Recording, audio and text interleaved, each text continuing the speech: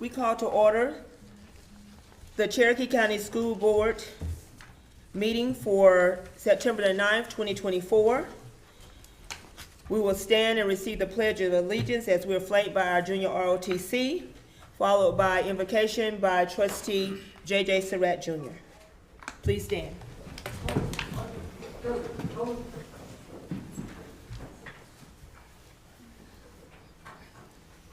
Forward, arch.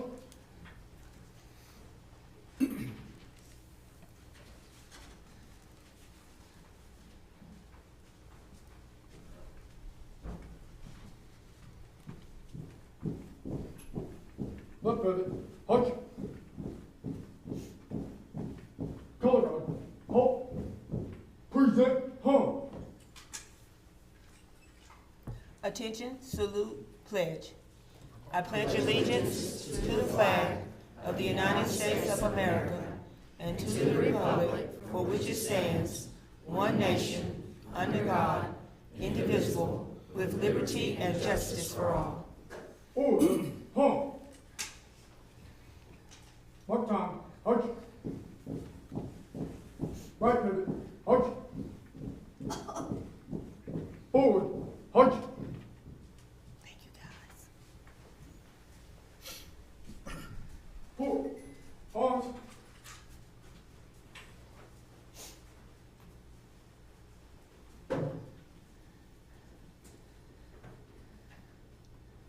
Before we pray, let's keep in mind the situation that happened in Windor, Georgia. Let us pray. Father, we thank you for this wonderful day you have allowed us to see. We thank you for all your many blessings that you have stored upon us. God, we pray that as we come together as a board, God, that we make the best decisions in the best interests of the children first and our staff second.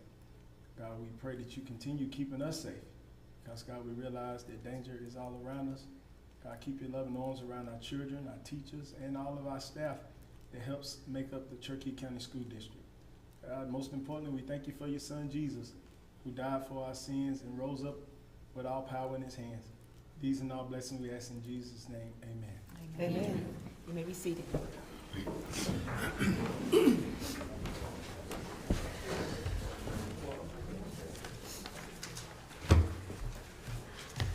I ask for a motion to approve the board agenda. I'll make a motion that we approve the board agenda. Second, Second. all in favor? That is unanimous. Board agenda is approved. Approval of the board minutes dated August the 19th, 2024. I'll make the motion to approve the board minutes for August 19th, 24. Second, Second. all in favor? Unanimous. Approval of board minutes dated August the 26th, 2024. I make a motion we approve the amendments for August the 26th, 2024. Second, Second. all in favor? Now we're down to the most exciting part of our agenda, honors, accomplishments, and accommodations. Dr. White. Thank you. We may have quite a few more at our October meeting, but tonight, I've got one special one. Mrs. Dawkins, Mr. Lyman Dawkins, the principal at Gaffney Middle School, would you please join me up here in the front? All right, right.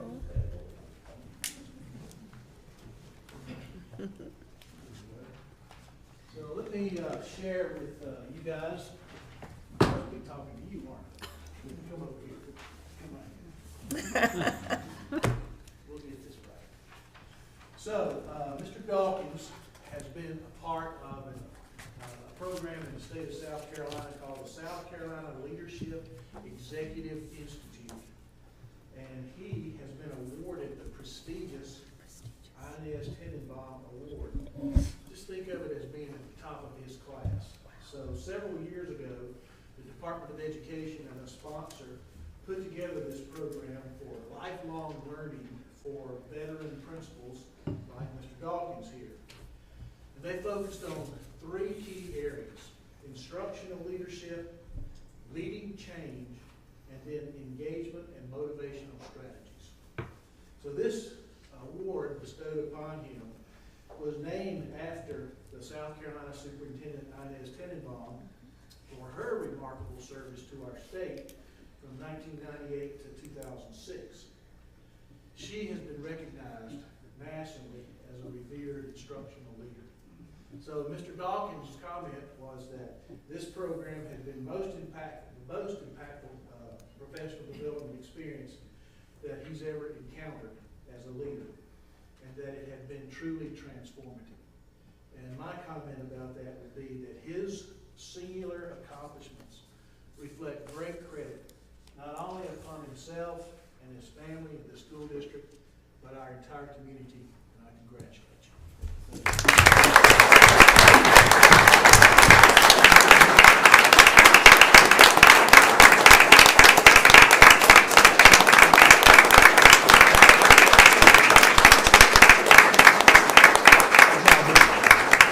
You ain't gonna say anything? No speech?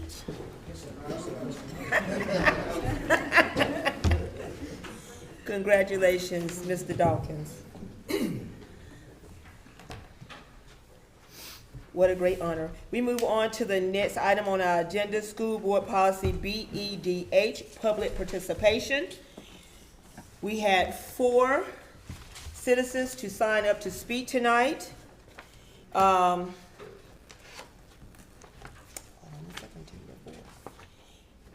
And if you're here at this time, I just want you to stand. I want to make sure that you're here.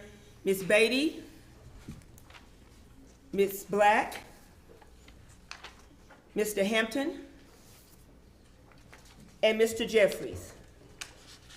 And while you 4 are standing, I just want to remind you of the guidelines of public participation. We ask that you confine your comments to matters germane to the business of the board, district, and school-related topics.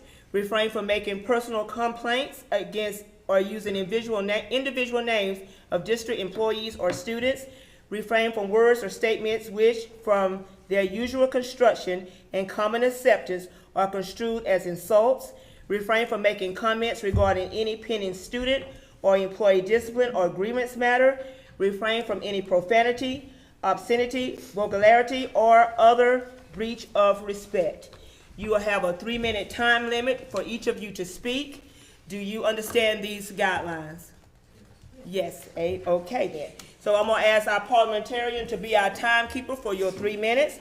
And the first person that we're gonna call up is Ms. Beatty.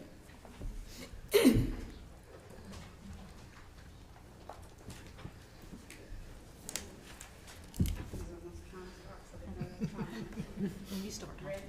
Good evening. I would like to thank y'all for having me speak tonight. I debated since the last meeting if I should speak. I woke up in the night wondering if I should speak. And I actually turned my papers 3 minutes before the deadline today. The reason I was hesitant was because I thought, who am I to say anything and what difference will I make to the school board? Well, I'm going to tell you who I am. For those of you who don't know me, my name is Angie Beatty. I'm an accountant. I have my CPA license. I understand the financial cost that comes along with building the new fields for our baseball and softball teams.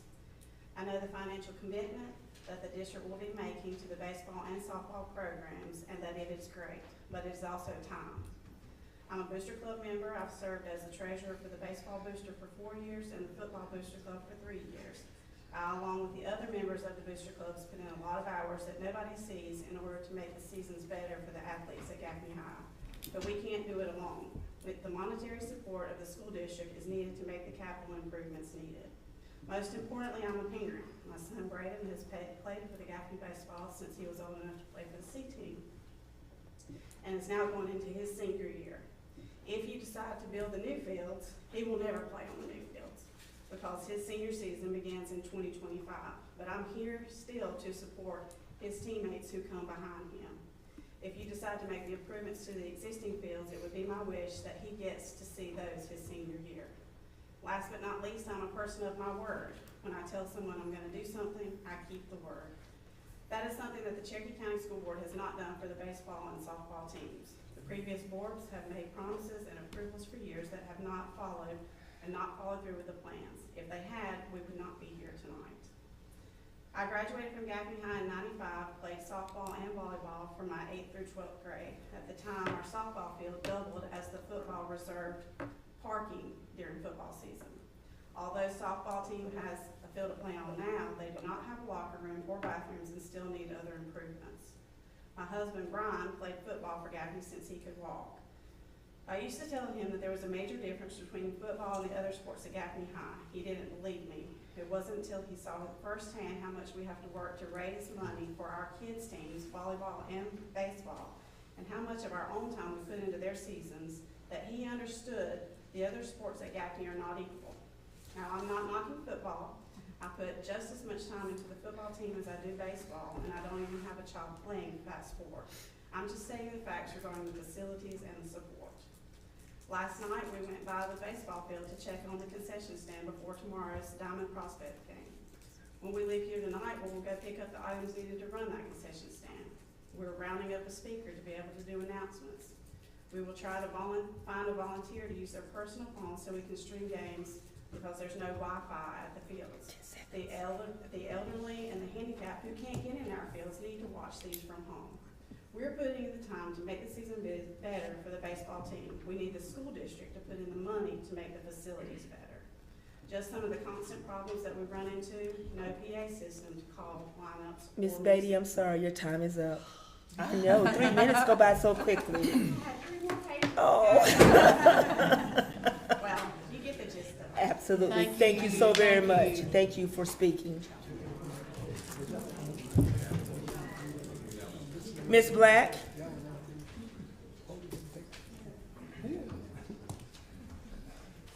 Your time starts when you speak. Thank you for allowing me to speak tonight. Cherokee County is a wonderful place, full of wonderful people. The wonderful people voted no on the referendum. They don't want a tax increase. It seems to me, and I've done research for years, I'm talking 20 years, people have been promised a baseball field, and they've never gotten it. Now we have a different board. My suggestion is, you need to work with the county. I'm just bossy, let me apologize. Do something that doesn't raise taxes, that you're not outspending what's allocated. Let them have a baseball field. We got a new bus terminal down there. We got a new band room. You can do anything you want to do. You've got all kind of people here that support and are boosters. We don't want a tax increase in Cherokee County. Do you realize that our sales tax is higher than Mecklenburg County, Gaston County, and Spartanburg County? You know how I know this? I go out to eat a lot. I can't afford to eat in Gaffney. We can't do another penny sales tax. That's killing our businesses. But we have to find a way to take care of our children without overspending. That's all I got. Thank you so very much. Thank you. Mr. Hampton?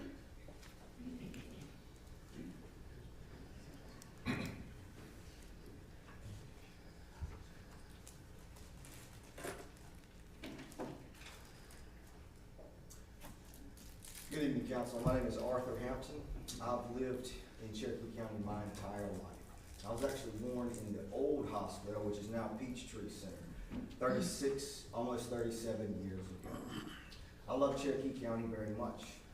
And what I would like to see and ask of the council is that we have some fiscal responsibility. There's a lot of things that I've seen that's went on that seems to be a little bit excessive with the Cherokee County taxpayers' money. And as a constituent that lives in Cherokee County, it does raise some concerns to me. One in particular is hiring a lobbyist group to find a new superintendent at the cost of $20,000.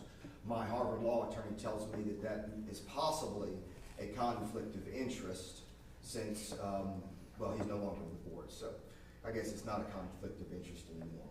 Also, are we not paying 2 superintendents now currently? Something seems to be, needs to be done about that. In addition, didn't we spend $700,000 on the engineering firm for this softball complex or ball field complex before it was even approved, yet that seems to be a bit excessive. And the cost of the actual complex itself, they're saying it's going to estimate at 10 to 19 million dollars is what the Gaffney Ledger says. And if I remember correctly, when we built the football field, wasn't it about 10 million?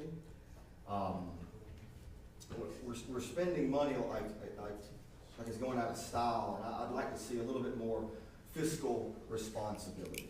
Thank you. Thank you so very much. You have a good day.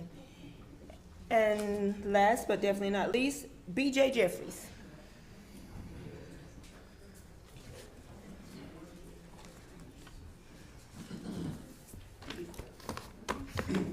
Good evening, Dr. White, Chairwoman Dawkins, School Board Trustees, and many attendees. My name is B.J. Jeffries. I'm a recent graduate and a current coach for Gaffney baseball. I'm coming to you tonight to express our genuine need for new facilities for not only baseball but softball. In 3 years with our program, I've been to various schools and athletic complexes that I can 100% say we have the worst in five, and we are competing for some of the worst in the state.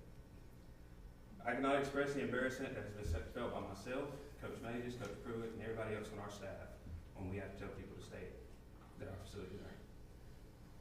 I've personally seen softball parents tell other parents that they are better off going to change at QT or going into the playgrounds on the hill because our bathrooms are absolutely disgusting.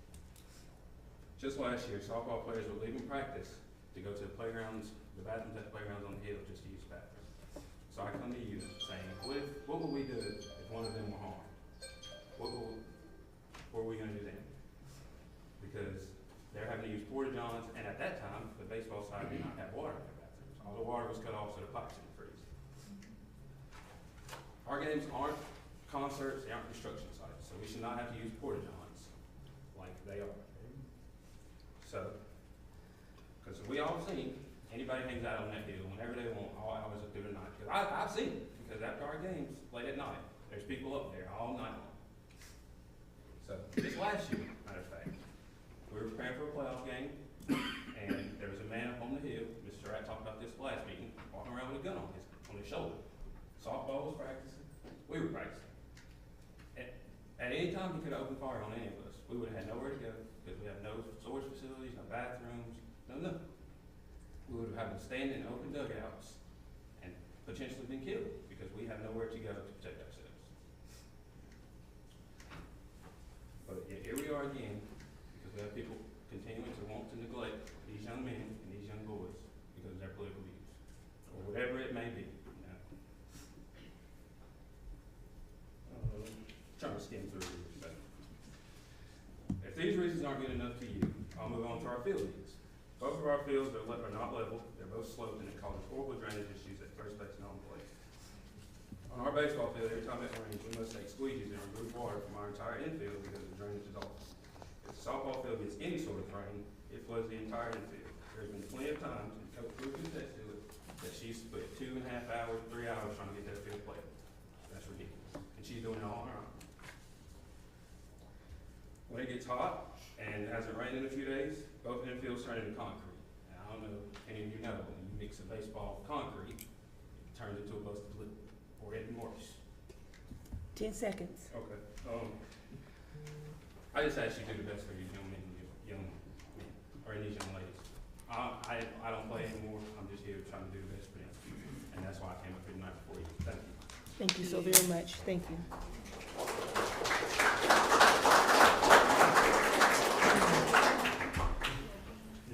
We thank everyone that spoke tonight, and we will take your comments into consideration. We move on to the next item on our agenda, field trip request. Ms. Dawkins, this field trip request meets all of the same policy requirements as the previous one. It is an overseas trip to Japan. It is in the summer. No school days will be missed, and the students are responsible for their own funding of it. Can I get a motion for the trip? I'll make the motion that we approve the field trip request. Second? I'll second it. All in favor? That is unanimous. Next item, baseball, softball update. Dr. White? Thank you. If you don't mind, I'm gonna move down there Absolutely. where I can see you guys better and show you a couple things maybe.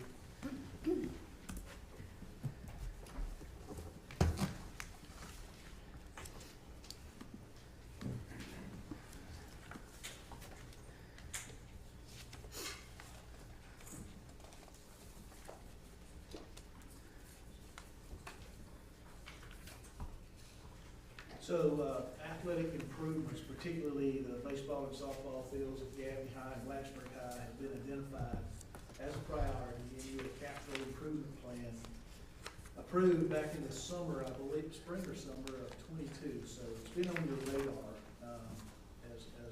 something that's important to you.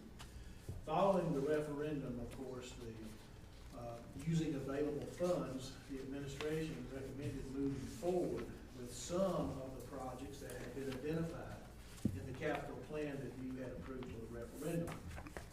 Some of those things were like transportation building that was mentioned and bedroom. And so those kinds of things have been moving forward. They also recommended moving forward with improvements to the baseball, softball fields in Gaffney and Blacksburg. So we've been working towards that since that time. There are other projects in that capital improvement plan that you approved, identified in the study that you had completed, that were not in the capital improvement plan. So what I was trying to say is the facility study identified many projects in the district that need to be accomplished.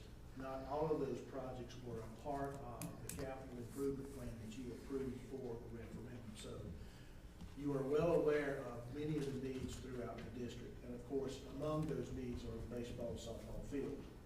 So sometime in the very near future, we will need to revisit that facility study and revisit the capital improvement plan as we reprioritize what your next projects will be with the funds that you have been given and are responsible for. So the purpose of my comments is to illustrate that board action to address the baseball, softball stuff in Gaffney and Blacksburg is consistent with actions that you have taken in the past. Now, what's changed a little bit has been the cost information that you were presented for each of these projects. So in the handout that you have at your desk, the first sheet looks like this. And rather than go back through that entire presentation, which we've done for you twice already, if you will just flip to the final page, there's an outline for you there of two different scenarios regarding the cost for upgrades in Blacksburg and Gaffney. So, in order for, so the scenarios are different because in Gaffney you have two options. One option is continuing to improve the site owned by the county, and the other option would be totally new facilities in the field across from the current high school, Gaffney High School. Okay? But in order for the district to consider improving the property that is owned by the county, it would be prudent to renegotiate that lease agreement, because the lease agreement currently says that either party can terminate that agreement with 180 days of notice. So you don't want to keep that in place.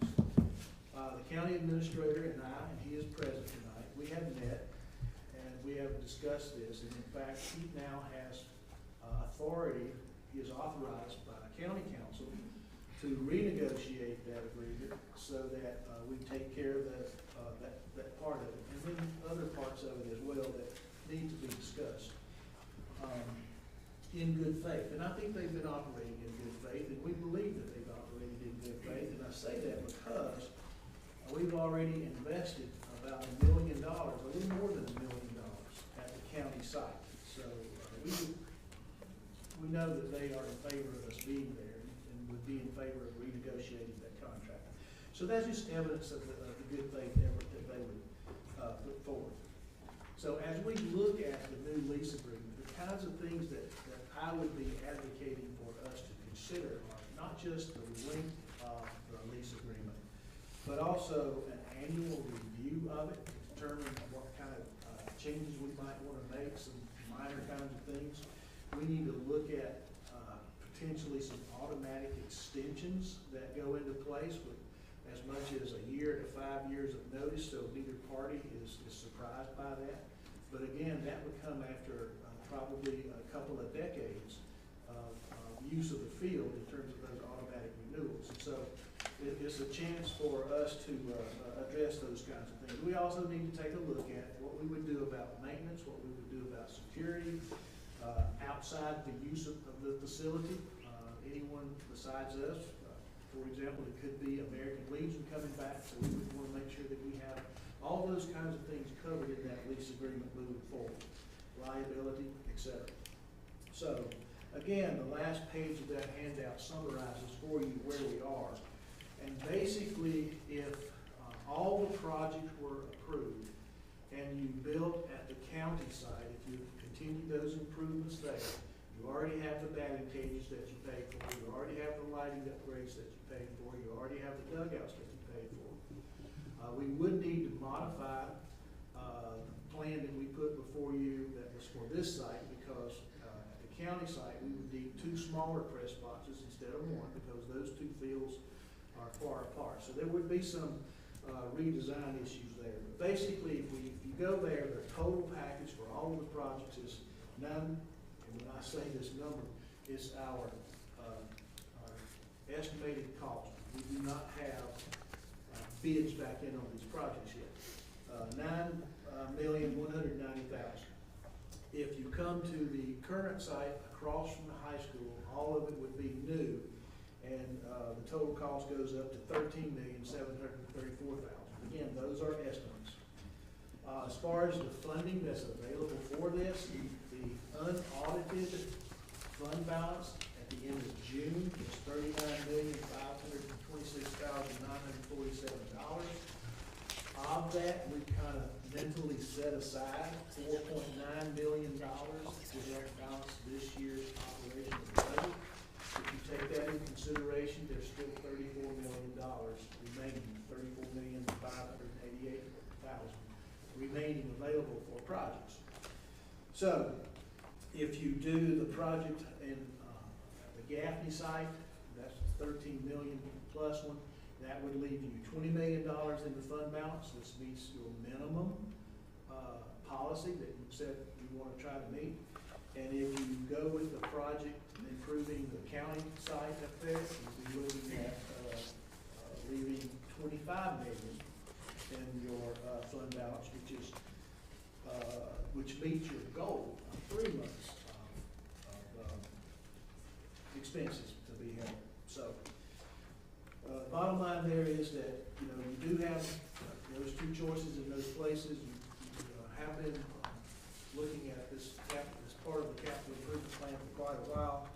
So, in order to move forward, you just need to decide which of the places you would want to improve on the Gaffney side, and which of the projects in total that you might want to take on. Be happy to try to answer any questions. We do have our architect here this evening, and of course, some other folks as well. I have a clarification question, and maybe I misunderstood you. With those numbers you just mentioned a while ago, you were saying the Gaffney projects only. Are you saying Gaffney and the Blacksburg projects, or just Gaffney only? Those combined numbers on the back are for all. But for that page 2? That's correct. That's both projects? That's correct. Okay, I want to make sure. Yes or no, Dr. White, will this increase taxes? This does not. It does not, okay. These are funds you already have. Absolutely, okay. And another question I have, so if we're looking at improving the county's area with that $9 million, that's, the school board is going to have to consume that entire $9 million, or are they willing to contribute half on that since that is their site?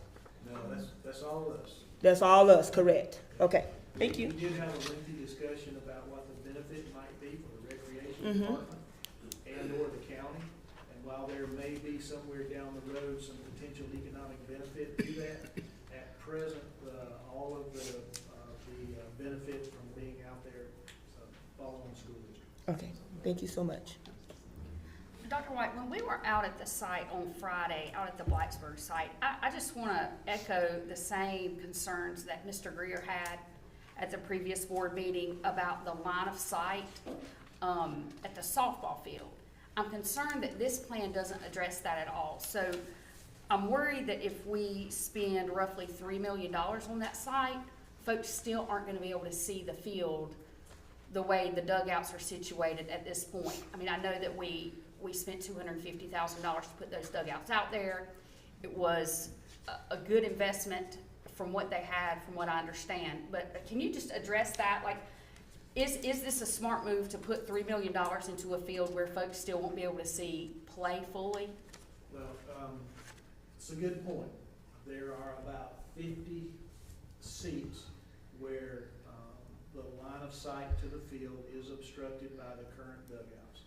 And to eliminate or to alleviate that problem would require a redesign. We discussed that over the weekend and again even today. One of the scenarios would involve moving the dugouts, which would mean tearing them down and rebuilding them. That's a very expensive scenario.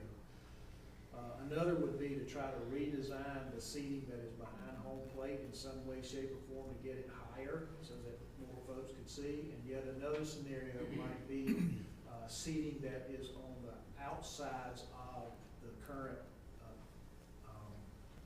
dugouts. So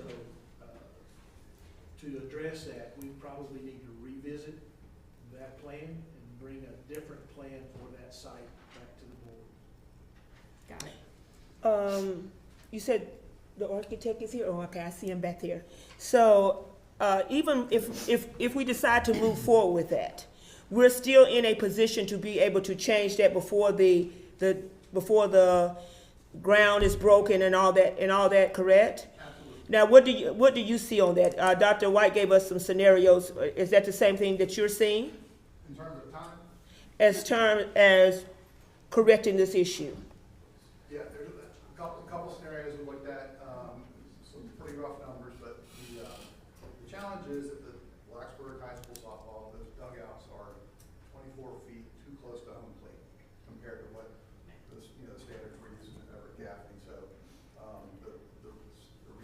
the reality is the physics of that are something to overcome. To relocate them would be an inordinate amount of money, but putting a couple of bleacher banks towards the outfield, on each side of the outfield for those 50 people, or even putting just a concrete pad out there where they can bring their own chairs like some people like to do, is pretty, very affordable. So I think those are two good options. Going up, we need to look at that a lot harder. That'll improve, involve ramps and things like that. So How long do you anticipate the redesign would take? I'll say a lot. So with regard to the schedule, Yep. on the Blacksburg side, the good news is we aren't worried about growing grass. On the Gaffney side, if we build new, Right. we have to worry about the schedule to meet the grass growing season. If we are at the county site, we don't have as much concern about the grass growing season. So the schedule is much more, it's much easier to meet in terms of being ready at that 2026 season, I think it is. The other question I had, Dr. White, was we heard some concerns tonight, and I've seen them in other places too, about an irrigation. Does this do anything to alleviate the Water runoff, water runoff or whatever water issues are out on either side, or either of the three sites? yeah, I would imagine those are addressed, yes, ma'am. They are addressed in the plan. Including irrigation for the fields. Okay. As far as if we decide to go with the county, how soon can we get that done? Is there a possibility to get a season sooner, like Ms. Beatty spoke about, so the kids here now may actually get a chance to play on the fields? They play on the field now. Well, I mean, the new field. Continue to play on the field, but locker rooms could not be ready by January, February of this school year. And as far as where we get, Should not interrupt play, but the facilities might not be ready for the season, the buildings. and we would still be able to the portable unit you were talking about, where if we didn't have something ready, even if we decide to go to the county where the girls would have a place, this coming season still an option, correct? We're gonna look at two or three different scenarios for the restrooms. We recognize we can't continue like we have. So either which way we go, we'll have an option to address that particular You know, issue. We're gonna address the restrooms with you in some way, shape, or form for this coming season, regardless of what Of what we happens decide. or where you go. One other question, as far as the numbers you're getting, you said there's been no bids, we're just, will it be an open bid process? I know this, where you getting your numbers, and is there any chance of any cost savings, or the fact that it may be more? So, at the last couple of meetings, we talked about, these estimates have been based on contractor input. So we did, 15% design, so they had a pretty good amount of information. Gave us some pretty reliable numbers we have, and then we've been using that and adjusting it throughout our conversation. So it has not been bid, it will be openly bid, competitively, publicly bid, so that'll help, competition. And we should not have it should not come in with add-ons being a whole lot more than what we spent, and that's what I'm asking. I sure hope not. Well, I mean, is there a thing, because our band room came in 1.4 million over. I mean, that's a lot of money, Yeah. and that's my concern. Yeah, and I'll say it again, I wasn't involved in that project. And we have a great track record with our cost estimating, we have contractor input, so between those two things, I feel as good as we can feel, at this stage with the numbers. And Dr. White, did you not say that we, as a board, would also have some input once we decide on a contractor to try to get us to the number that we're comfortable with? Depends on the method that we use for construction, but the bottom line is, we would not approve a contract, a bid, without work. So it would come back to you. Dr. White, I have one more thing. Would it be an option to share ownership with the county on the property, since we're putting a lot of the money up? There is that option. It's just that in our initial conversations, we've not been able to identify any real benefit to them at this point in time. Well, I mean, just for the fact that, it would be a 50-50 ownership of the land, and, it'd take both parties to sell it or do something else with it. Yeah, so to be clear, they own the property. Yes, exactly. Right. And that is why we need a lease agreement that is favorable to the school district for an investment such as that. Basically, you're saying they ain't gonna sell it. If I can say, the school district, since I've been on here, we've worked with the community and given properties in good faith. We've done a lot of things in good faith. And we want those entities to do the same thing in the best interest of our children. So I just want to put that out there. We've given a lot to the different organizations. We've given. We haven't asked for a penny for it. We've given it to them. And we're just asking for the same in return. And Dr. White, you feel comfortable the county being in good faith would be more than happy to renegotiate and give us a favorable deal? Yes, sir. That's what I'm, yes, sir. We were able to do so in good faith, and they've already authorized their county administrator to do so. Is there anything he would like to speak on tonight? I'm just here to, Okay. back Dr. White, we've met a couple of times, and I think the partnership between, the county and the school district, I think a lot of times in the past, there's been some division, and I'm just gonna speak outside. I can't speak on behalf of what's happened in the past, but I know that, Dr. White and I are planning on having this as a partnership, and sitting down and renegotiating this, contract. I did not know that that was in the contract, until Mr. White brought it to our attention. I mean, because we don't, just sit down and, review contracts. I've got a lot of other things to do. But since he brought that to me, I mean, it only makes sense. For y'all, to want to have that cost taken out of the contract, and we're willing to do that and, work on this together. Now, we've been up there, about 20 years now? Is that correct? Over 20? Oh, over 20 years, how much has the county contributed to the upkeep of those fields compared to the district? Well, we the ones that put the lights in and redid the dugouts. We did that. So they don't upkeep the field, that's all on us too? The big money we Just put all- in. Yes, The recreation department handles that. Okay. It's not a county Right. function. thank you so very much, okay. However, as things presently stand, we would be responsible for the maintenance of the fields regardless of where we go. Right. Okay, thank you so much. Say that one more time? We will be responsible for the Yep. fields, no matter? Regardless of We where already go, know. as things stand. So do we have, does one of our employees take care of the fields as it is right now? Jones cuts the grass. What contract have that? Jones cuts the grass. Part of it's contracted out, and I think part of it is our people. Didn't the rec used to handle that? Years ago. I thought so. And that, and if we're gonna allow them access to the field or anything, that would be easily negotiated back in, right? Maybe. Yeah, that was the purpose of my putting those phrases in there and seeing how we can continue to work together. Yes. In partnership. It would benefit both parties, as he said. I mean, that- Could, yeah. The goal is for this to be mutually beneficial. Yes, sir. Right. Was we clear, we talking about $4,544,000 difference? That's to maybe do another capital project later, it's the savings that we're looking at between the county and doing a whole new field, so. I know we're throwing out big numbers, but $4.5 million is still a lot we could do some other projects with, that's just my opinion. Okay. Anything else? Mr. Greer? Back to the softball field. Have you been out there and looked at it? The one in Blacksburg? Yes, sir. Are there any way to knock some of them layers down and change that pitch on that roof? On the existing dugout? Yes, sir. No, I haven't looked at that.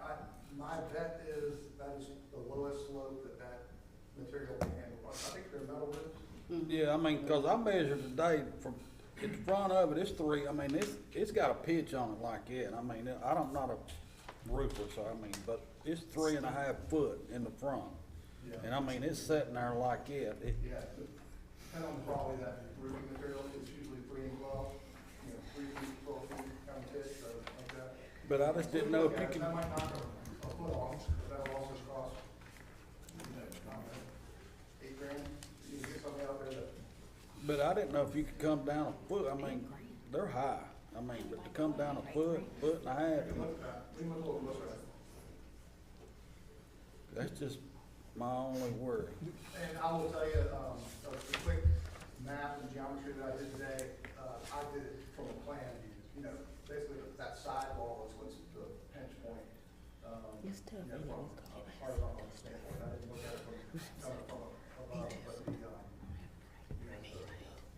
But the plan, look at over, getting bleachers over those dugouts and be a challenge. Yep. but I'm the new one, I'm one of the newer ones on the board, but the old plans was like this is the bleachers.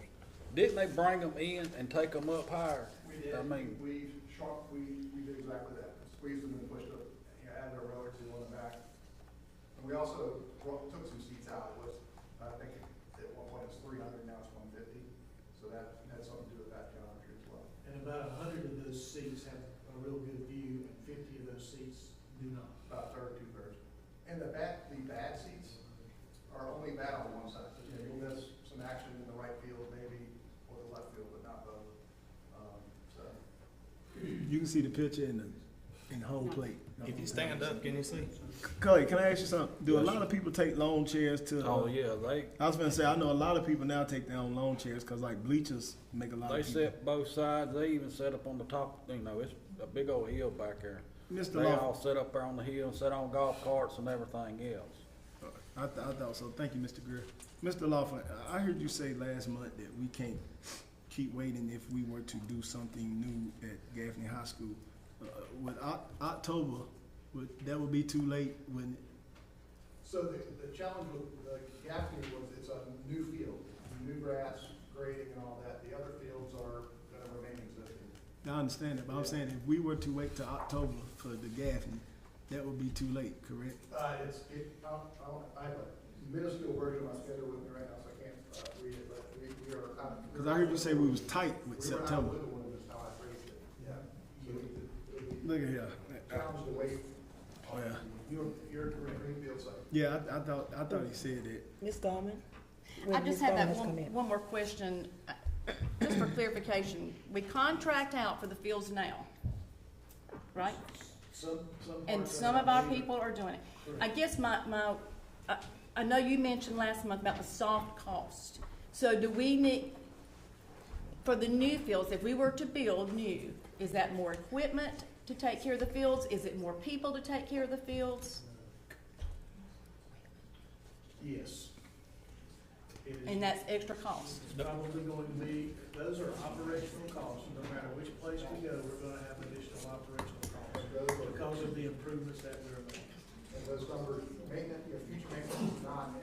And that's not the soft cost or any of that stuff? Okay, just was curious. And that's in your place. Is there a benefit at either as far as future maintenance costs? I mean, or it'd be about the same at both places?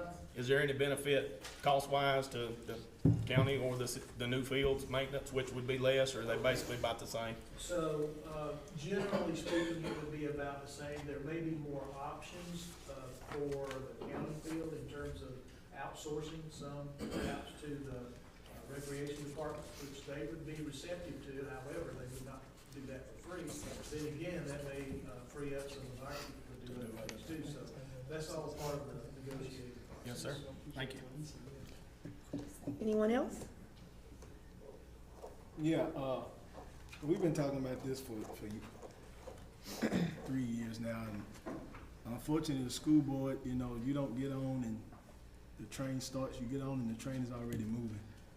I've been in the same boat that some of y'all have been in before years ago. I know Blacksburg has needs, and I know Gaffney has needs, and I said last month, I'm tired of kicking it down the road. So in saying that, I make a motion that we improve the Blacksburg High School softball and baseball facility, and that we build a brand new facility at Gaffney High School adjacent to the school. Can we get a second?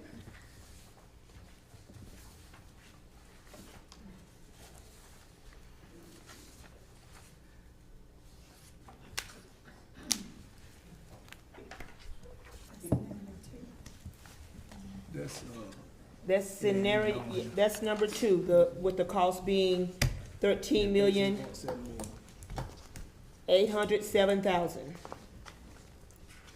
And that's estimated. estimated cost. Is there a second?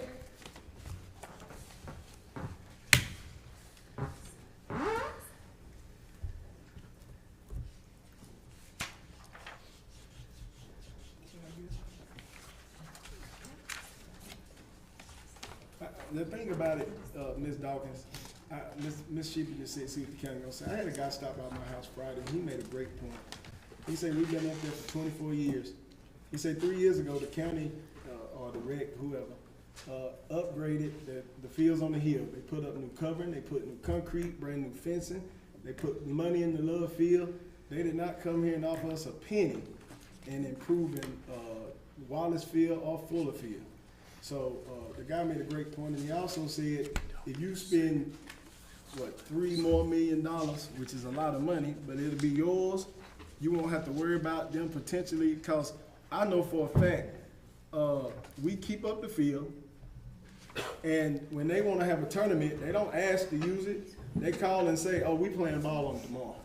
And we can't tell them no, because it's theirs. That's about like if I'm using your car and you tell me you need it back, I can't tell you no, it's your car. You can do what you want with it. So they can do what they want with their field. So I tried, it is what it is. Okay, I'll call for a second one more time. Okay, motion fails for lack of a second. Madam Chairwoman, I'd like to make a motion that we proceed with scenario 1 to improve the county fields, and then to make the improvements at the Blacksburg High School baseball and softball fields in an estimated $9.19 million. And That's scenario without the 1. negotiations, without negotiations first? I mean, we could I guess we can, well, let's have this motion first, Ms. Shippey. Let's, I want to make sure I'm understanding. Or you let's withdraw your move motion? for Dr. White. I'll withdraw the motion, and I'll make a motion for Dr. White to be able to negotiate with the county stipulations that are favorable to the school district. Second? I'll second. All in favor?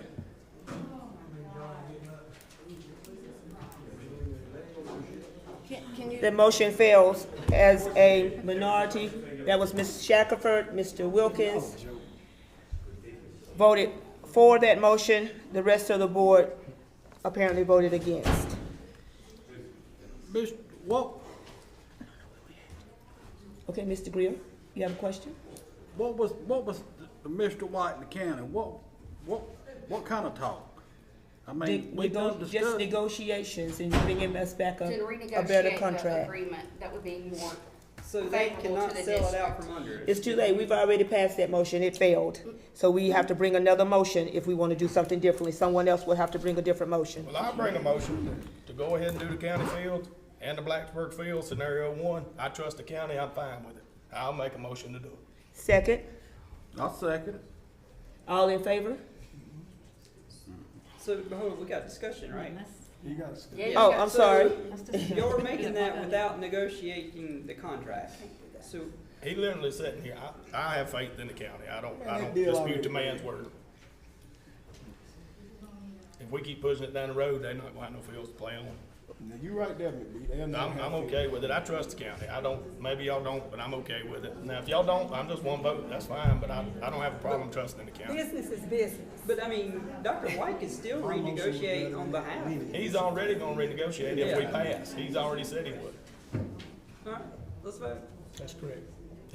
Dr. White said, I'm correct. If we pass this motion, you're still able to negotiate, correct? Yes, sir. I thought so. That deal already. I'd like your authorization to do so. There's no leverage for us in that deal. But any other discussions? The motion was second. All in favor? Just, Say the motion one more time, let's The clarify. motion is, okay, I'm sorry. just 1 second. I'm not an expert on, and I'm not physically or, involved in a lot of these things. So I know principals, athletic directors, coaches, teams. I know a lot of their desires. And I'm specifically talking about the Gaffney side. I know the Blacksburg side. I think that's already kind of agreed upon for most of us. But what is the consensus from those other experts, those admin experts? Are they wanting, do they want the new field? Because we've got a healthy fund balance for either option. There's your admin expert right there. Do y'all want the new field, or are you satisfied and okay with a revamped, much better, improved county field? What is I know if money wasn't an option, I like nice things, I really do. I spend my money on nice things all the time, but it's my money. So it's a little bit different when I'm dealing with other people's I like money. that, Mr. Cody. I like that. So, I know the ball players, I know the coaches really want the new field. What about those, I know the ball players, they're only gonna be here for a few more years. Coaches are gonna be here for a while, admin's gonna be here for a while. What do y'all want? If you could, So, Mr. Cash, let me address that, and certainly, Mr. Blanton, Dr. Blanton is welcome to speak to it as well. So, both principals and both athletic directors have been intimately involved in these plans since I got here. And so they are all well aware. In fact, the last go-around we had, when we were talking about what our priorities would be in order to get costs back in line, they were all part of that discussion as well. I think I said the first 2 times we met that if you ask any principal or any superintendent what they would want for their facilities, they would want all of them to be on their own campus and be in control of it. That would be everybody's first choice. The situation that we have here is that the board has a decision to make about building brand new on this site, which would be great, or continuing with the investment that you already have at the county site, but doing so under a different lease agreement so that your investment continues to be protected. But I think I'm safe in saying that every principal would want his or her, all of their facilities right there where they could watch them. I would think that too, honestly. Ms. Shippey? I was under the impression that the negotiations and going through the contract would have taken place before today. That's why I'm kind of baffled, because again, I thought that was the purpose of Dr. White speaking with him, and these questions would be ironed out. I don't wanna go off of, I'm a person of you say you're gonna do something, when it becomes down to this is business, this is not personal. Yeah. This is business, so I'm not going to give you my land with a handshake. By law, it's not that simple, you know, or to do something on by law, you just can't do that. So that's why it's difficult for me to say, okay, we're gonna leave the hands of this project into somebody negotiating, because he's just one of how many people on the council. So he can't just make the decision by himself, am I correct, or? I can't make it. He ain't even on the He's the council. county administrator. Okay, so that's my point being, he can't make, you know, so, let me finish, please, let me finish. So, again, I say, for me, I thought the questions that have tonight would have been worked out before we're here, because if those questions had been answered tonight, I would have been ready to make my decision. Now you're saying we gotta meet again, like what was reviewed in the first meeting? So, the last time we met, what I indicated to you all was that we know that the lease agreement that we currently have doesn't meet the needs in terms of longevity for the district to make further investments there. And that I would contact the county administrator and have conversations with them about the possibility of us renegotiating that contract. Those conversations went so well that the county administrator went back to county council and they gave him approval to renegotiate that contract so that we eliminate that clause about 180-day termination, along with whatever else we come up with. And so at this point, this superintendent would like this board's authorization to negotiate in good faith with them to solidify and draw up that new lease. And the presentation tonight is to give, and the presence of the county administrator, is to give the board the confidence that we'll be able to do that, and thus be able to move forward with whatever construction plan you choose. You still have those two options. Otherwise, you would have only one option, and that would be building at the current high school site.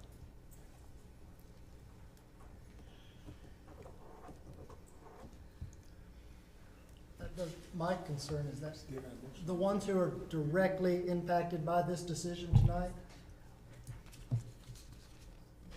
don't think they are on board. I do not think, it doesn't feel like they are happy with the county option at all. Although it is better, I mean, it's better than what they've got. It's a $4.5 million difference. Yeah, I mean, like Cody, I mean, Mr. Cash, I mean, one thing that just crossed my mind, you said you want to have the best. Well, you know, long term, I mean, heck, I want a Mercedes, but I got a Buick. So it's what I can afford. So if something comes along the lines, and I keep going back, like what if the HVAC system breaks? What if, you know, the state holds our money? I mean, there's lots of trickle-down effects that you have to look at. And yeah, those are hypothetical, you know, examples, but it could happen. And that's in any project we do, though. Yeah, so we don't need to bankrupt the district over a ball field. And I'm hearing from folks who say that they would be happy at the county site. So, I mean, I don't know that 100% of people are gonna be happy 100% of the time. And I feel like it's a pretty fair compromise. It would be finished earlier. We could get started, and I think the county's ready to come to the table.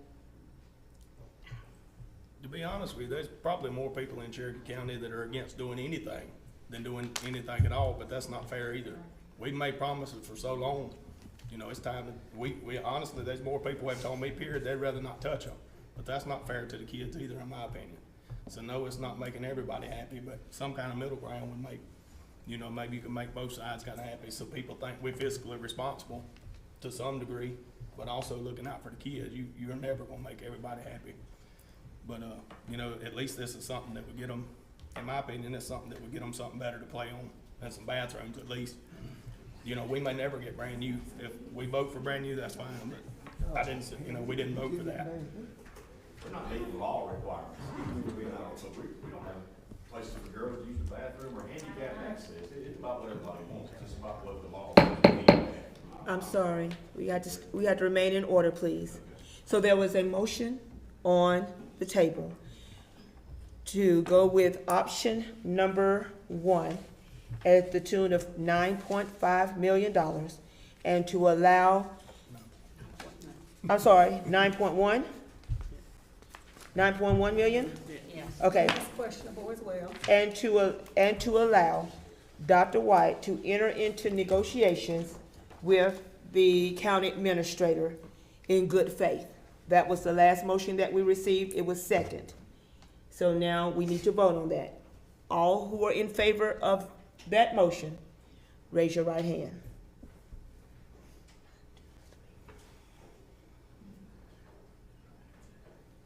So the motion passes. Mr. Greer, Mr. Matt B., Ms. Shackelford, Ms. Gallman, you had your hand up or no? Ms. Gallman and Mr. Wilkins are in favor of that motion. Those opposed were Mr. Cash, myself, Mr. Surratt, and Ms. Shippey.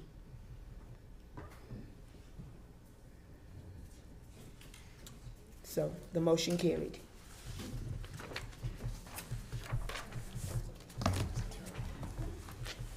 This is terrible. Can I, Ms. Dawkins, if I may say again, It's over now. I'm not voting, I'm making a comment. Thanks. So, I know a lot of people tell me, Crystal, you take things too personal. I do. I take this job very personal. Not to a point to where I can't get along with my fellow constituents or the people in the community, but I do take it very serious.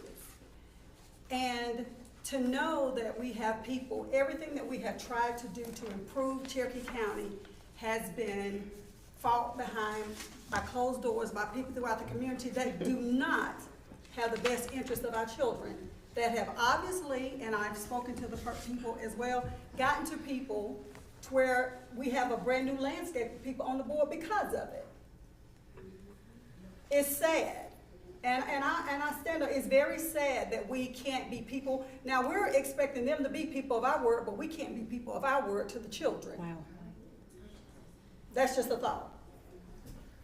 We want them to be people of their word and have faith in them, but they can't have faith in us, and we told them we were gonna do this 22 years ago. But people that have the best interest of their pockets have come in here and said, well, you know, y'all won't be on the board if you do this. I think that speaks volumes of you all. Thank you, Ms. Shippey. I do want to go on record and say I was in favor of the new field. I thought it was best for our children to have something with their names on it, but we're gonna move forward with what we have. The motion carried. So let's move on to the next item on the agenda. I do what? Chairman can second, you can make a motion. You second. We move on to our superintendent's report. Lenny said it was better than that. Because Lenny's thing was gonna put it in. Thank you. Now, we have no negotiations with paying $9 million. So I'm not even control. They ain't got it in line in 25 years, we can think it will be the next 3. All righty. In your packet, you have a copy of the cell phone policy, the model policy that came from the state. We will be reviewing that policy in light of all the policies that we currently have that address cell phones. I asked for a copy of that earlier just to see where we were. And these are the number of pages that we have that already address cell phones and each of those tabs. And so I think we're probably a long way down the road to putting together that policy. The superintendents in the area are meeting next week, and this will be a topic of discussion there. It's always good to glean from what other ideas are in other school districts, so we will incorporate that as well. And then we've got a principals meeting on Wednesday. This will be a topic of discussion. And the last thing I would say is as we pull these things together, we will be presenting them to the board's policy committee for input as well, and then it'll come to the full board for consideration. All right. So Dr. White, because of that, some of us are on that committee, do you have a timeline when you would want that committee to, I mean, you wanna give us some information first so that we have to talk about, or? This month. This month? This month, in time for you to act at your October regular board meeting would be my goal. Okay. If that timeline suits you guys. All right? Dr. White, is there any different consequences for the students under this new plan, like far as like discipline? That's up to us. Okay. And in your current discipline code, there are consequences for cell phone uses at various levels, elementary, middle, high school. So all of that will get reconsidered and rehashed out and brought back to you. But we'll get input from our administrators as well, right? Yes, ma'am, starting Wednesday. Got it. The 25-26 school year calendar, so next year's calendar, the survey for that is now open. Dr. Dukes is handling that for us. There's some information, I think, in your handout on that. But there's a link that you can go to on our website. It's open between now and September 16th for anyone to provide us information. And we're hoping our media folks will help us get the word on that out, get the word out on that as well. Dates to remember are in your handouts as well. I think to highlight maybe the Teacher of the Year, Support Staff Person of the Year banquet that'll be coming up. I think the 16th is it? 24th. So take a look at that as well. And so now I have some reports from various cabinet members. I'd like to start with finance with Ms. Isom. You have a finance report in your packet.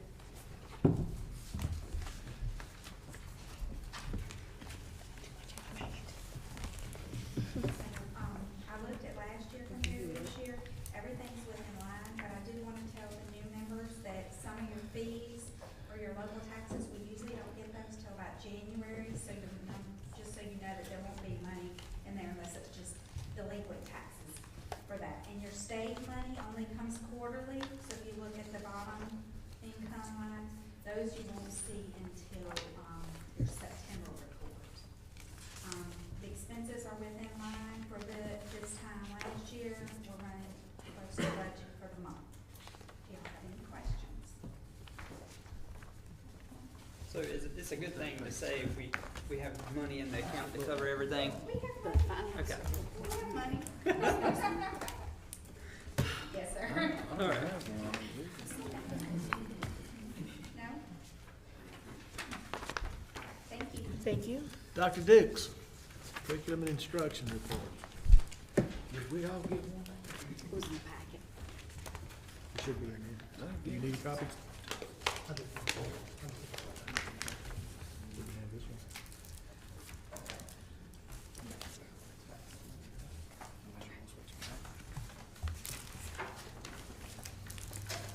Good evening, everyone. Good evening. I want to just give you a high-level overview of some summer and fall training that we participated in and some training that's still ongoing. Our first training, we did the Instructional Coaching Institute, and this is where we had 40 attendees. We have instructional coaches and reading coaches from all of our schools. This was an opportunity for us to come together in a collaborative space and kind of work together and be trained on the work that we have to do in schools to support instruction. We've done 6 days of this institute, and we have 1 day this month, and then 2 days next month. So it's going to be ongoing, excuse me, throughout the year.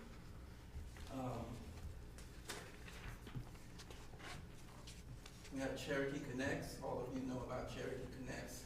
We had about 206 sessions over 1 day, and we covered those 5 topics there: learning environment, culture, knowledge of students and curriculum, instructional delivery, And we had over 960 participants that participated. Teachers, administrators, different specialists participated and presented at that conference. And let me just add to that, on that particular area. Cherokee Connects was held in Blacksburg this year, so it was a logistical miracle that was pulled off by Dr. Dukes and his department, and especially the newly minted Dr. Fox. She just got her little doctorate stuff, so we'll have to get her a new name. But they did a great job, and it was a really good day.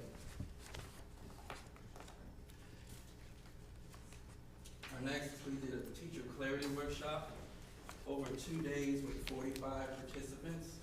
There were 2 teachers from every school that participated in this training. So this training provides clarity on organization, explanation, examples, and guided practice, and assessment and student learning. And so this is just some of the feedback we received from teachers that participated in this training.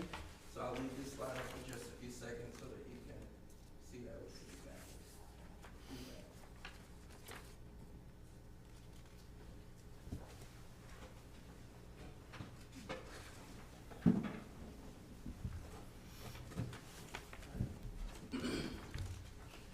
We also did 3 days of summer leadership for our administrators.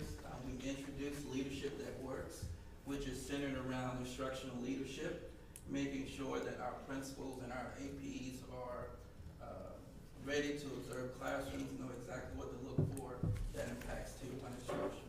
We also introduced visual learning, and so I have some people here to talk a little bit about that. That's why you have those books in front of you, hopefully. Read those books for our next board meeting. Is there a test? Oh, goodness. There will be a test. Is it multiple choice? Will not be multiple choice. Oh my. Open-ended questions, oh goodness. So we're just gonna give you a quick overview of this book. It's not, we're not gonna go through every page, so goodness, right? So, the biggest idea about this is, John Hattie did research, a meta-analysis.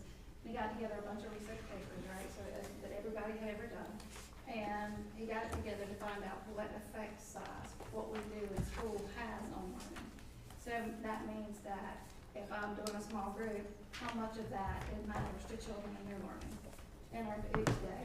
So this analysis, he has kind of a gauge, and he has shown us and our teachers, and we've just learned so much about not only what we do, but how it positively affects learning, but what we do that negatively affects learning.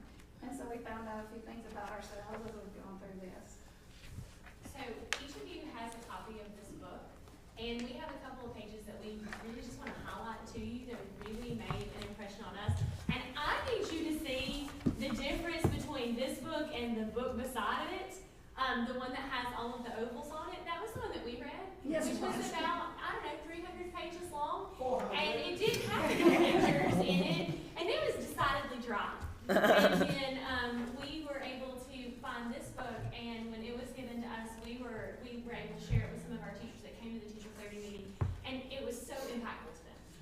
Like I saw teachers who they come to me and they were like, "This has reignited my passion for the classroom." Like, oh my gosh, I had no idea.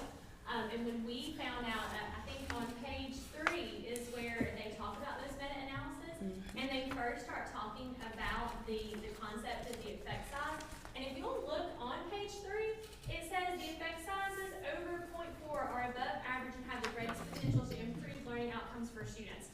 Which means any instructional strategy that has a 0.4 or higher means that you're going to get at least 1 year of learning in that.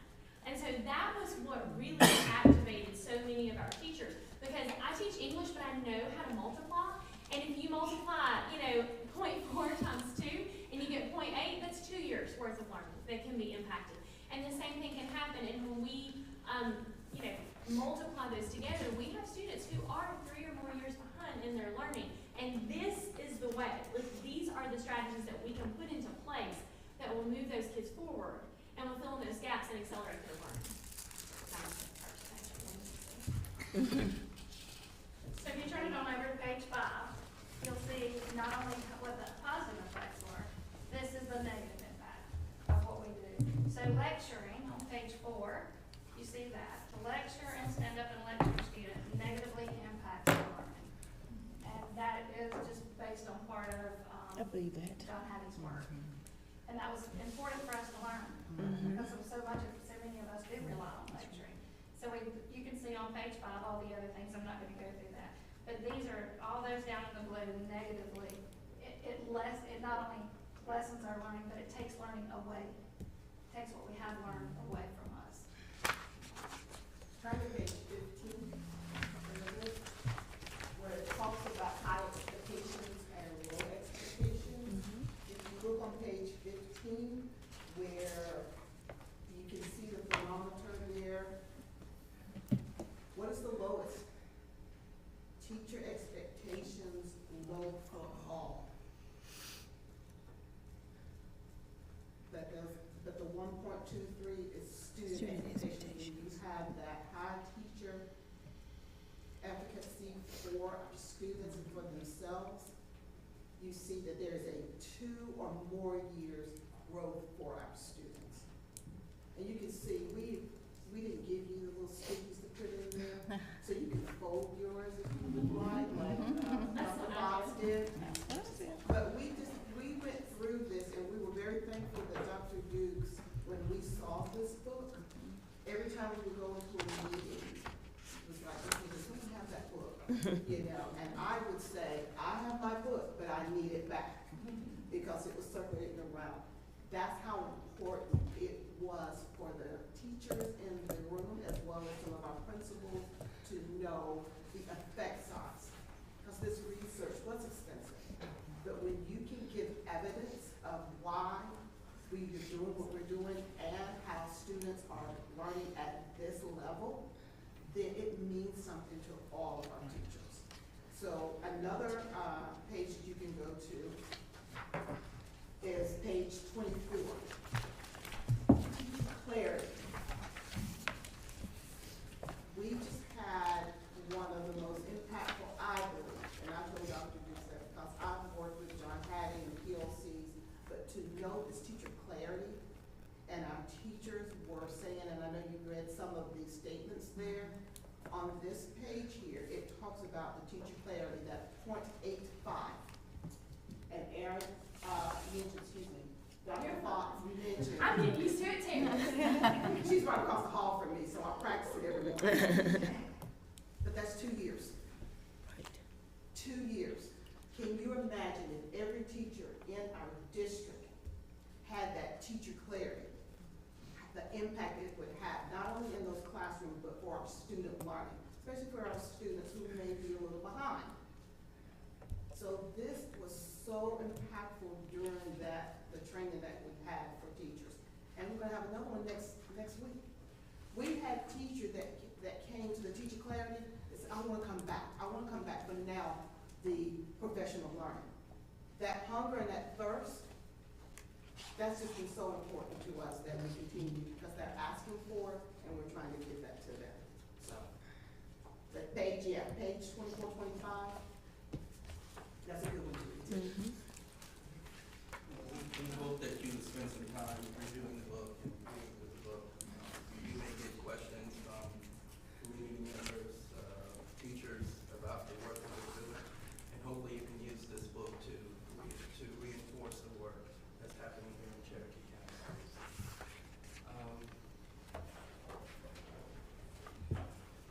Our next training was PLCs. We had 3 days of training, and we trained about 98 teachers and administrators in this work.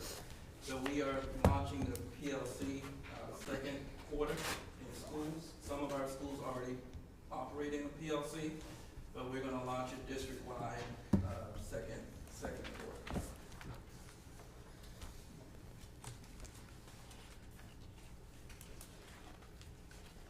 We have letters training. Letters training is a state mandated expectation.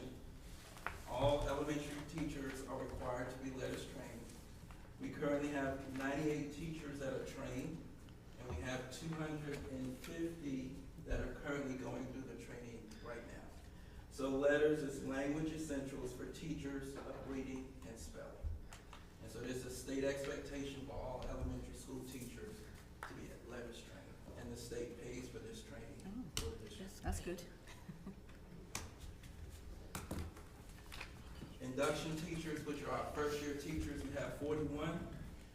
We did 4 hours of training with induction teachers. We talked about rigor, we talked about management, we talked about Tier 1 instruction. So we will do training, additional PD for new teachers or induction teachers throughout the week. We've done instructional rounds in 14 schools. Pretty much the instructional rounds is similar to what we do in the field of medicine, where we offer a structure for educators to support each other to identify and solve common problems with teaching and learning. We have a group of principals going to Harvard this winter to participate in a week-long training with instructional rounds. So we hope to make this a common practice in our district throughout all the time.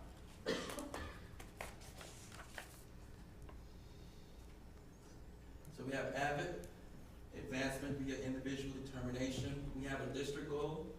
We have a team of 2 elementary representatives, 2 middle, 2 high, and 3 district staff members that work on AVID district-wide. We still are looking for an AVID coach, so if you know anyone that's ready to work, send them our way.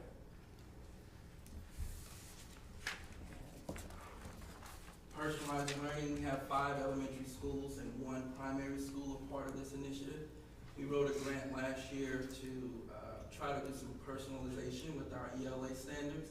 So the State Department provides this support, so they come here and do this training with our teachers of the 5 elementary schools and 1 primary school. So this is ongoing training.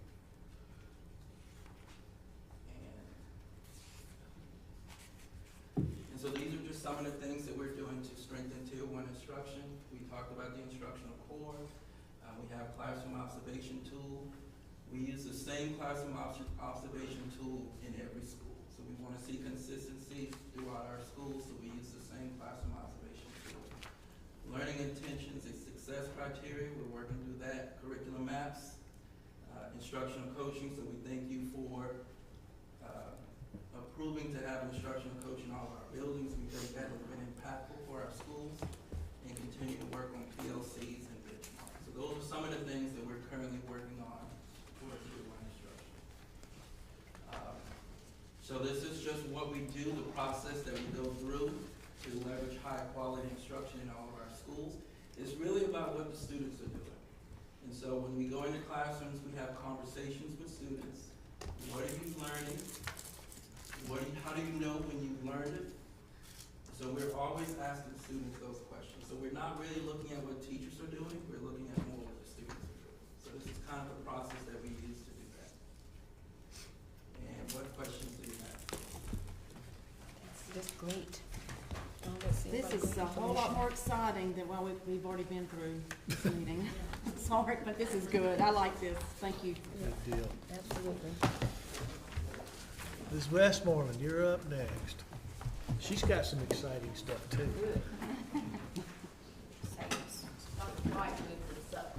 There you go. That's because I'm old and can't hear You can well. reach out and touch. And I can see. There you go, Yeah, usually Chris. Okay, for some student services updates, to let you guys know what we've been doing, if you haven't heard of Ed Plan, good for you. Ed Plan is our new platform that we're using for IEP development. It took the place of Enrich. It was launched July 1 this year. It has been a hair troublesome, but that's okay. We will endeavor to persevere. We have conducted our own trainings here, about 15 trainings. We had trainings over the summer that our teachers could come voluntarily to learn the platform. It is kind of being like a plane being built in the air. So as districts are finding issues, we go back and forth with the State Department to say, can we tweak this, can we do this? And this was a change that was mandated by the State Department. This wasn't a change that we chose to do on our own. We are also have moved to this platform for our Medicaid billing, and I'll touch on Medicaid billing in just a moment. The reason we chose to move to this platform is this is where our speech therapists, our occupational therapists, and our physical therapists live. So it just made sense that they utilize one platform to do all their billing. Some changes in IDEA eligibility. What IDEA is that's the Individuals with Disability Education Act. So any child who has an IEP in school, they have to qualify in one of these 13 categories. And part of the eligibility process is there's multiple prongs to that. First of all, you have to meet that criteria. And then second of all, you have to require specialized instruction. So you're not just a kid with a disability, you're a kid with a disability that also requires that instruction as well. So I'm going to highlight 3 areas that changed pretty significantly with our new standards and evaluation and eligibility criteria. The first is developmentally delayed. So developmentally delayed is used with our little people, our real little people, that we know, we figure something's going on, something's not quite right, we don't think they're developing appropriately, and it's in multiple areas usually. It's usually like in speech language as well as cognition. It may be in motor sensory as well as social emotional. Now, typically what that means is you are at least like 1.5 standard deviations below the norm, which means you're pretty low average.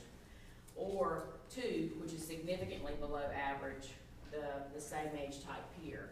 And this is only used when a child doesn't meet a category in some other area. It used to be that we had to make the change by the child's 10th birthday. They dropped that back to 9. So by the child's 9th birthday, we have to make a decision on another area of eligibility for the student. Autism is also now no longer referenced as autism spectrum disorder, so it's ASD. They've removed the language of Asperger's and pervasive developmental disorder, so that's the new language that's being used is ASD. And it's also important to know that you hear a lot of times, you may hear of a child who's been diagnosed as a child with autism medically. A medical diagnosis and an educational diagnosis are very different. So while you may have an educational diagnosis, or excuse me, you may have a medical diagnosis, that does not mean they meet the same criteria educationally to be identified as a student with autism. Specific learning disabilities, this is probably one of the more unique changes that we've had.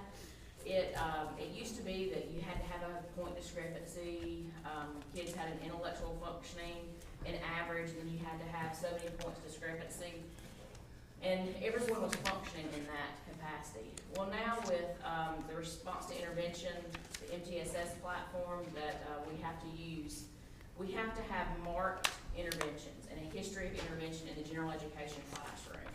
So while we have been encouraging those interventions, it's now required as part of the evaluation process. We have to see that data to support that need.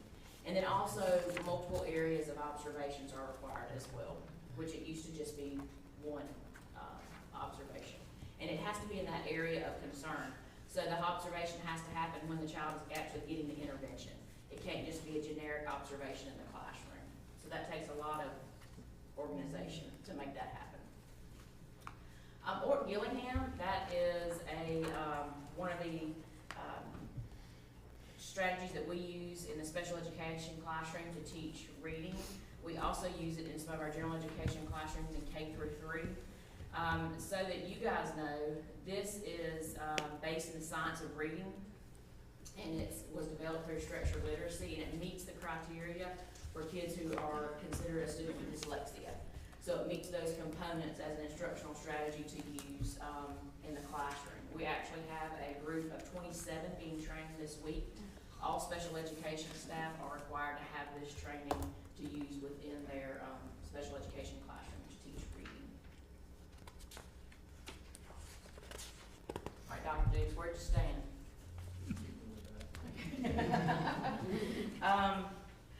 Talking about school health and our nurses, if a child can't be healthy, it's hard for them to learn. And so our nurses play a pivotal role in what they do every single day in our schools. And speaking of our nurses, I'm going to give a shout out to our nurse at Corinth for what she did Friday night football game and was totally changed the trajectory of that man's life, by being there and being able to support as she was needed. So our nurses are needed every moment of every day. And we are blessed that we have her on staff with us here in Cherokee County. I'm gonna give you a snapshot of what they do, on a daily basis. I think sometimes people think, a nurse just, gives ice or gloves on kids, but this is what they've done in 15 days. In 15 days, they've seen over 4,000 students and for office visits. And those office visits vary for those needs. We have a high number of diabetic students in our district, so a lot of diabetic needs in the nurses' clinics, as well as medication administration, and then just those typical bumps, bruises, I don't feel good, those sorts of things. But over 4,000 visits in 15 days, that's a lot of traffic in the nurses' clinics. These numbers show you by school, and these are exact numbers, so they're not percentages based on enrollment in the school. These are exact numbers of students' visits. But you'll notice in the schools that have the higher number, those are our larger populated buildings, where we have 2 nurses on staff in those buildings. So like BD Lee, GHS, Gaffney Middle, and Limestone Central, they have a high number of office visits in the clinic, and that's directly related to the numbers in the building. But if you look over at the number to the right, the diabetic monitoring, that's in the blue. You can see the need for diabetics across our district, of our students receiving services as students with diabetes. And if you look at those with our students in the elementary range, that is some significant care that's being done with those students, because they're not self-monitoring. They're not students that can function independently with their diabetes. There's a lot of education management that goes on with our school nurses in working with our students so that eventually they can self-monitor. This kind of gives you a breakdown of who saw what students. So letting you know how many kids RN saw, how many kids LPN saw, and then the uncertified provider, which is like when you train someone else in the building, the nurse is trained that can see or work with a student. That gives you those numbers. This slide lets you know about Medicaid billing and our potential revenue that we have in our nurses' clinics. And we're just taking the snapshot of medication administration. They do a lot of other things, but this is just a snapshot of medication administration in a school nurses' clinic. If they bill based on every time they give medicine to a student, that's approximately $12,000 to $13,000 a month of Medicaid billing. And we have to have that billing, because that billing supplements those salaries that aren't covered for, as well as the equipment and tools that we have to have. So that kind of gives you a snapshot of what that data looks like and how much money we are trying to recoup for those services so that we can put them back in our schools. So in mental health, we continue to utilize South Carolina Department of Mental Health. We have a contract for about 7 providers. They are currently only providing about 3 providers, and that's just because providers are hard to find. So we utilize other resources like Regenesis Healthcare System and Innovation Counseling Center. We have about 12 mental health providers throughout our schools. Something that we started last year at Gaffney High School was Hope Squad. Hope Squad is a suicide prevention program that really focuses on our boots on the ground with students. We had our training this week, and we want to show you a video that was on WSBA. We're so proud for that positive publicity.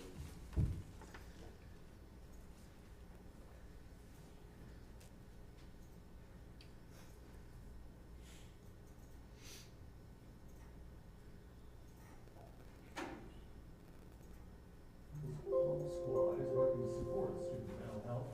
Our Julia Keith. Prevention Month. Cherokee County Schools Hope Squad is working to support student mental health. Our Julia Keith takes a closer look. Cherokee County Schools started the Hope Squad at Gaffney High earlier this year, and because of how well it's done, has begun training for 6 new schools.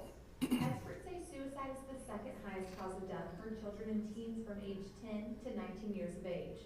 And in response, There are now nearly 2,000 Hope Squads around the country, 26 of them being in the upstate. Larry Lawrence lost his son to suicide in 2019 and has since helped bring Hope Squads to schools all around us through the Christopher Hope Foundation. 7 out of 10 students will give an indication or tell a student of their intentions of taking their life.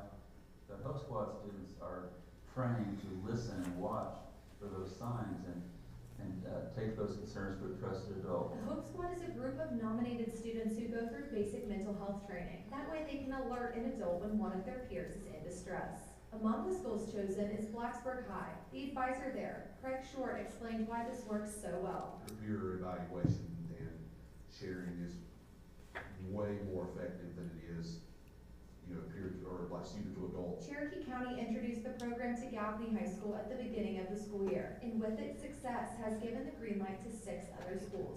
I think anything that we can do to shed a light on the struggles that students could have, and even some of our adults in the school, it's a good outlet for us to be able to work with one another to try to tackle this problem. Other Hope Squad advisors at this training agreed with Short that programs like these are needed in our schools. It's bigger than we think sometimes because it's a lot of times unspoken. We don't talk about it as much. We hide it a little more. And I think this is a way to open up students to be able to share some of the things they're dealing with. But the mission doesn't stop here. Leaders say they hope to see Hope Squads continue to expand. We'd like to have every school that wants a Hope Squad to have a Hope Squad. They say the goal is to add something similar in all Cherokee County schools. In Gaffney, Julia Keener, 7 News. So, if I could just interject here, that was the latest news story. There have been other news stories about this particular program. Dr. Blanton, was it Fox News you called me about at 6:30 in the morning? They were on your campus? Yeah, so he goes rolling in there and sees the news people setting up and says, "What's going on?" So, but it was all good. Yeah, that was reported back to some, but I will say that tomorrow is National Suicide Prevention Day, and our Hope Squad at school is handing out the little med lifesavers to all the kids whenever they come in. Good. So this year, it will be in all of our secondary schools. And to supplement that, in our elementary schools, last year, Drakeville Elementary piloted Sown to Grow. So Sown to Grow will kick off, actually having my first kickoff meeting with them today. And Sown to Grow is a kind of a weekly litmus test of students and how they are functioning emotionally that week. The data is collected by the classroom teachers, by the administrators, by guidance counselors. They can then use that information for classroom guidance, for any PBIS programs in the building, so they're getting a real gauge on how our students are feeling and how they feel in their building. And it's not just a survey that's done twice a year, it's weekly. So we keep really abreast of how our students are in the classroom. And then another piece of through National Center for Performance Health, you guys may remember that we had that contract that we used with Dr. Mara. Even though our contract has ended, he is still providing us with the monthly videos, which was very nice of him. That's 4 videos a month that are accessible to our parents if they want to watch those. And those are emotional vaccines, and it's just kind of 4-minute clips of helpful hints as a parent. So in our area of attendance, discipline, and truancy, I want to give a big shout out to Mr. Fuller, who hit the ground running in this role. He has really jumped in there and probably feels like he was taking water from a fire hydrant some days, but he has really owned that role and the responsibilities that go with that role, and has been really dedicated to this position. So he's started doing home visits, of course. Really, I think the 3rd day of school he was doing some home visits. And of our home visits, 68% of those, and this is just so far of what we've seen now, 68% of those students we got back in school. That's So great. That's huge. Great. 16% of those kids were actually being homeschooled or known to be continuing, so they're okay, they're being educated. So only 16% of those kind of no-show students we don't know anything about, we are still trying to work with those families. Of course, we make those DSS referrals and make those things, but our goal is to get them back in our buildings. Unfortunately, with discipline, we have had some recommendations for expulsion. Very happy to say that 100% of those students who have been recommended for expulsion we have been able to place through an alternative route. They're still continuing their education through us and then some other methods. So it's not the end. It's just a bump in the road. Has that option always been available? I don't know, because when I was in school, I thought you were expelled, you were done. That option has not always been That's what I available. thought. That's cool. That's great. We have worked very hard to make sure that any child that is expelled from school, that they are able to continue their education in some capacity. Sometimes, based on the offense, it is an automatic expulsion. And they're still getting credits and stuff though too? Like if they're in high school, I mean, it's still. Oh, yes. Oh, yes. If they do their part, we're doing our part. Awesome. McKinney-Vento, which is our, people identify as our homeless grant, some of the rules changed with McKinney-Vento and the money that's associated with that. So one of the things that Mr. Fuller did kind of first few days on the job was start working and developing that grant. In doing that, we were able to develop a partnership with United Way. And the United Way is going to allow us, by partnershiping with them, it's going to allow us to provide home for our kids through hotels, through accommodations. Our monies have been stopped in using that and putting our kids up in hotels, but by partnering with United Way, we're able to get that access for our students. So that's very, very important, that children have a bed to go lay down and a home to be in. And then we continue to provide some food resources for our students, as well as any materials that they need. I'm just What curious. percent of our population are homeless students? We, I don't know exactly what the percentage is, we have about 300 students now. The county will tell you that they believe our number is more accurate than their number. The county's number is actually much lower. But you have to realize we're identifying children, and sometimes it's multiple children in a home, or not in a home. And what you think of homeless isn't the person on the street. That is kind of like that iceberg effect. What you see on the street is not necessarily your total homeless population. It's huge underneath. Those are children that may be couch surfing. They're at a cousin's house, a relative's home. Those children are homeless children by definition. Our homeless population is way underreported. Our church helped the United Way, and they don't, it's not even close to being accurate how many homeless people is actually in Cherokee County. You're exactly right. I serve on a board with the county with that, and they believe that our numbers that we report are much more accurate. Wow. Any other questions? What, I'm just curious, and you may not know the answer, and it's totally fine too. What would like the monthly cost for that program, like for the homeless students? So we are awarded monies based on our population and what they calculate as what our homeless population should be. That, we did use twice that. Per student, we try to allocate a couple of $1,000 a student annually for them, but it depends on the age, it depends on the needs, it depends on the numbers in the home. Because if you're providing food in the home, that's going to be a lower cost percentage than if you're providing for one student. If you're providing for four, exactly, because of the deals, that sort of thing that you can provide. But we usually allocate right at $2,000 per student. Yes, ma'am. Are there plans to expand the Song to Grow Yes. program to other schools? We piloted, it will be all elementary schools this year. This year? Piloted in That's Jacksonville awesome. last year, and this year it's all elementary schools. Terrific. How many kids, was it called Hope, correct? The kids? Hope Squad. How many is in, like, the high school? How many? Dr. Martin, how many are We have 10 per grade level, so the natural attrition, as the seniors graduate, we fill those 10 slots with ninth graders as they come into the building. And y'all just kind of asked around who would want to be on that, or? So the process with that is a peer nomination, and so then we vet it with teachers as well, so that we're not getting just. That's a wonderful program, or critical. That is amazing to even hear about. The principals choose the advisors for their building, and then the students are chosen just like how we said. And it's pure selection. It's who would you talk to? Who would you confide in? Who do you go to when you need support? And that makes a difference. And then those advisors work with those students as those boots on the ground to help children to go to the direction that they need when they need help. Thank you. Thank you. continuing and maybe speeding up a little bit. Superintendent search is on track, so you're good to go there. Ethics Commission stuff, if you are dealing with them, your next report is due in October. Enclosed in your material is information about the School Board Association Regional Meeting and the Risky Business Conference. You have a flyer on that as well. If you're participating in either one of those, we need to get with Ms. Duckett as soon as you can. Legislative Advocacy Conference is December 7 through 8 in Charleston. That's also the Delegate Assembly. And so you have in your packet some information where eventually, hopefully, maybe you're ready tonight to identify 3 voting delegates for that conference.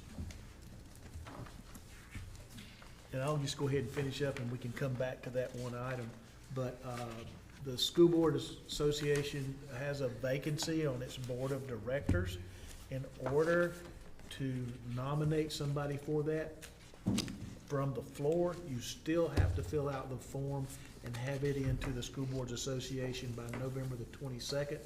I believe that form is in your packet again tonight, and if we can help you with that in any way, we certainly are willing to do that. You want to speak to the delegates?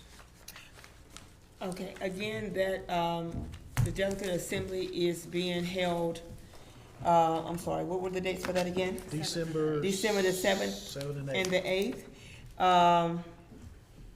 Delegates has to be chosen and we must submit this form by November the 12th. Again, we can take up to 3 delegates, more can go if they would like, but we only have 3 votes. So only 3 delegates are allowed to sit at our table, or 1 person can represent all 3 votes. I know myself will be going, so we can have 2 other voting delegates if anyone is willing to go.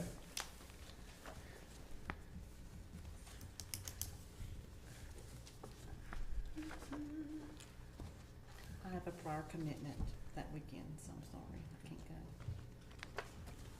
Looks like you get all 3 votes. Okay. So, do I need to take that to a motion?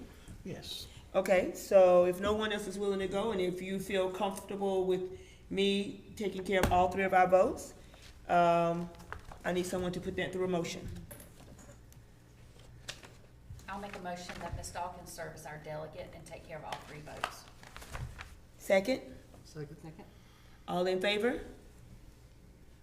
Well, thank you so very much. That's unanimous for your vote of confidence. Thank you so much. Okay.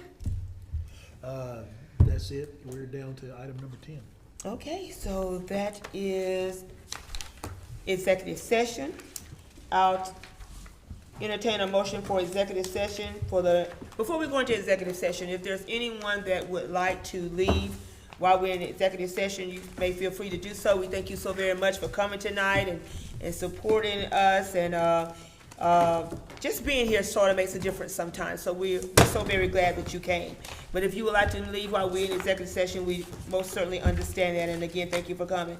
So I take a motion for entering into executive session for personnel matters for the purpose of discussing the employment, discipline, or release of an employee or employees of the district, contractual matters, and student discipline. Can I get a motion for the aforementioned matters? I'll make a motion. I'll second. All in favor? That's unanimous. We are in executive session.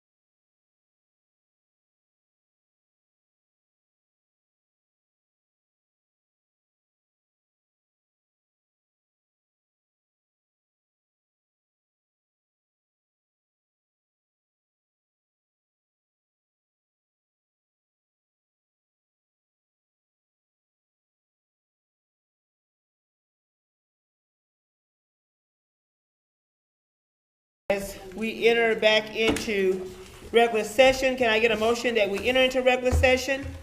I make a motion, we enter back into regular session. Second? Second. All in favor? Are there any actions needed from executive session? Yes. The Personnel Committee recommends approving the superintendent's recommendation that the posting of the position for Executive Director of Operations be delayed until a decision is made regarding a permanent superintendent later this calendar year. Second? You don't need one. Oh, I don't need a second? You okay? We don't need a second. So all in favor of the Personnel Committee recommendation? That is unanimous. Any other action from executive session? Ms. Chair, I move to utilize the construction management at risk model for the baseball, softball projects approved tonight. Second? Second. I'll second. All in favor? That is unanimous. Personnel recommendations. I make a motion to approve the superintendent's personnel recommendation. Second? Second. All in favor? Okay, now we're down to the portion of our agenda where any board member that would like to make a comment may do so at this time. Mr. Wilkins? I am good for tonight. Ms. Shippey? I don't have anything. Mr. Surratt? Ms. Gallman? I just want our county to realize we are doing the best and trying to make the best decisions. Tonight was a very hard decision for myself, and I'm sure other board members too, regarding the ball fields.